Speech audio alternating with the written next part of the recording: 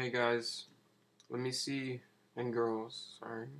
Let me see if I can get up this game.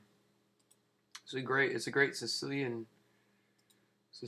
match um, between Alekhine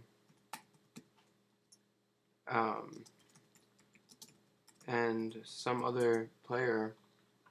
It's a good example of of what of what can be done with the pin variation of the Sicilian.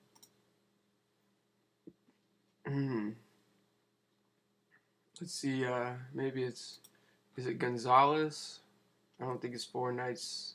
Um, yeah, it's not that game. So he played a lot of variety. You can see right off the bat because the game that I was finding was even a different variation from that. And I'm looking at Alekhine's games and saying, wow, this guy is really a smooth player. He played really fine games at chess. Here he's even go for a Schweinsteigen setup with the open Sicilian. So that's two different kinds. This guy had variety. Maybe he's just trying out different things as he evolved, or he knew a lot of variations. See, that's even a different one right there. That shows that Black knew what he was doing and White did not, giving Black that good of a center. Yeah, that's even a different one that I'm looking for too. Obviously, he's winning most of his games. That's like the Alekhine defense with c5. This is actually a famous game too, but it's not what I'm looking for. That's almost exactly like the Alekhine defense except Sicilian. Not really that popular. The Alekhine defense has been played in the World Championship twice. E4 knight f6. This is actually a good game. I'm gonna bookmark that game into my Sicilian bookmark folder. I'll look at this some other time on my own, then maybe make a video. This is another Schweinsteigen. I'm not looking really at Schweinsteigen's, but okay, so he played that a few times. I used to do that. Close Sicilian. This is interesting. I'm gonna check that out some other time, but it's not the one that I'm looking for. I'm looking for like the Sicilian pin variation. So that's the Sicilian closed.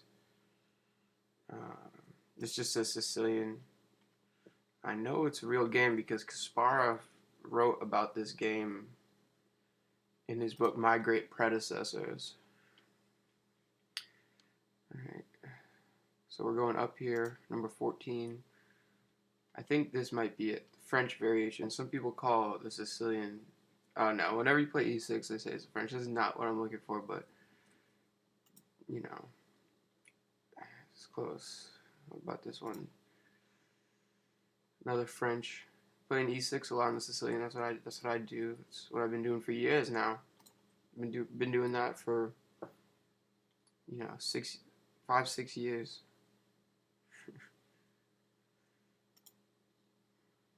This is two people versus him. French Sicilian again. I don't know. So maybe there's some kind of like soul connection between him and I about the French Sicilian. Looks like a soul connection. This probably is it because I play the pin. Yeah, this is the game I was looking for.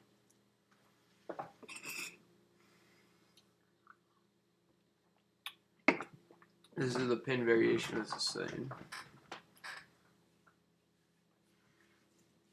You go through it again. E4, C5, Knight F3, E6. I've been playing this for so long. This guy Yates, I've heard of him, so he must have been a grandmaster Mac Daddy. Almost 100 years ago. Grandmaster Mac Daddy, probably even 100 years ago. Yates. So here we go. E5 can't be played because of Queen A5 check, forking E5 and E1. Knight c3. Then we go out for the pin. This is my favorite variation of Sicilian. You know, it's got an edge. I'm going to go through this analysis quick. You know, just keep it interesting. So, really, the cornerstone of this variation is to get some initiative. And right now, we see that Black's threatening to win e4. What's White going to do? White defends it with the bishop. And now, it's funny, you don't see pawn moves like this always in Grandmaster play when they play it 1-up, and then 2 or 3 moves later, looks like 2 moves later, let me see, 3 moves later, you play it up again, threaten the knight, so he's staying on his initiative. So he doesn't really mind about d5 because that knight is pinned on c3. And since he has that initiative, he's going for d5 right now because he can. There's knight on f6 guarding it, you know. So here we go, big time. This is the big time, the big boys, GMs. The knights are really shining this game. A lot of knight moves. Castle gets out of the pin, and I'm guessing right here Alekhine's playing knight c6. Yeah, see, the knights are shining. I knew it. I've seen this game before. I have some distant memories of attempting to memorize the whole game at a bus station, waiting for a bus, and using my phone and looking at this.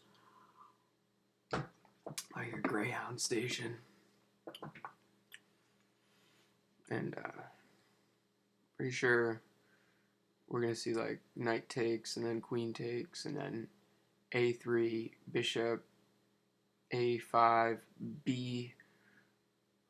b4, bishop, c7, and then maybe like rook out, and then f5. Yeah, so the trades, and then this happens. Yeah, okay. Pat myself on the back right now, memorizing that. Good time at the bus station. So, Alekhine is actually getting a pawn phalanx. This is what these guys did, like Alekhine and Lasker. If you read Lasker's book about chess, he speaks very highly of pawn phalanxes, and that means 2 pawns that are right next to each other, and especially it means when they're moved up the board. So these both move 2 spaces total. This pawn and this pawn. And honestly, it's like a phalanx. So these old school guys really know how to use this, and I use it in my white opening a lot. But so Alekhine and Lasker, they really kind of kicked ass using these pawn phalanxes, and it looks vulnerable yet. Alekhine's ready for an elegant attack. This dude gets queenside space, and then Alekhine has a space for his queen now, after he vacated it with that 5 move. The knight comes to c3. The rook file's open. We're going to see a castle. And pretty sure the bishop might get on the long diagonal here.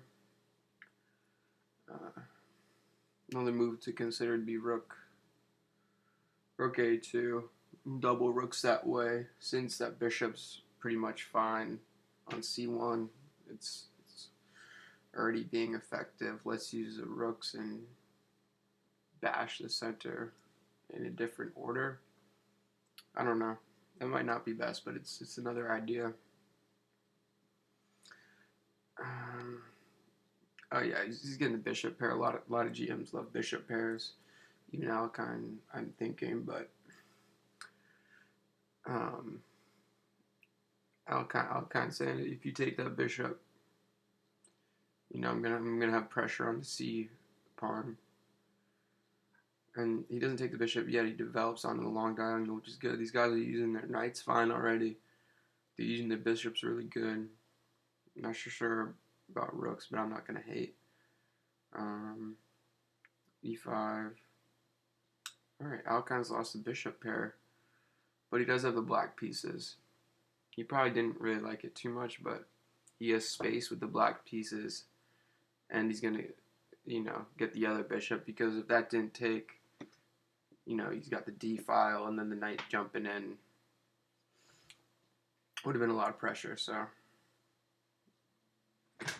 that's that. And you just see the rook coming over to protect it, and quite handily, Alekhine uses that space. I've seen Alekhine in his games before, just uses that pawn space to threaten the pawns, and that exposes, a winning endgame for him. E2's coming. E2's coming as a threat. Alekhine, the way he does that, uses those pawns. He's done it in another game that I've seen, and even another game too, a couple of games that I've seen. I haven't seen much of his games. There you go. Sicilian pin. It's a good win, playing very energetically in the opening. I liked that game and I appreciate it. It's a good Sicilian pin game. Very original. Even Kasparov wrote about this game. Kasparov did find a way that white could draw this game. I think it was Kasparov said, I don't want to lie right here, but I'm 90% sure Kasparov said, like, this is like a draw if instead of rook takes, if the guy took with his pawn, it's a draw. So if we have b takes, then that's a draw right there, because I don't know, they both have like the same amount of pieces, and it's the same color bishop. Opposite color bishop, obviously would be a draw, but it's just the same color bishop. Still, just a bishop versus a bishop. It probably would have been a draw, but still a good game, and an example of the defense, and the better player ended up winning. So there's a game of chess for you.